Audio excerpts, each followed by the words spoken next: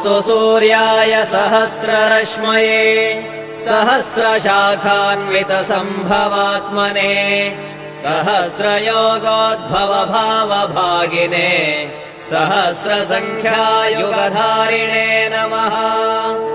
यन्मण्डलम् दीप्तिकरम् विशालम् रत्नप्रभम् तीव्रमनादिरूपम् दारिद्र्यदुःखक्षयकारणम् च पुनातु माम् तत्सवितुर्वरेण्यम्।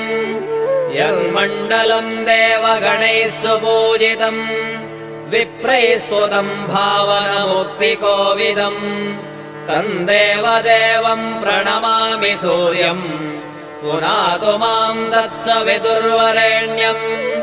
यन्मण्डलम् ज्ञानघनम् त्वगम्यम् त्रैलोक्यपूज्यम् त्रिगुणात्मरूपम् समस्ततेजोमयदिव्यरूपम् पुनातु माम् तत्सवितुर्वरेण्यम्।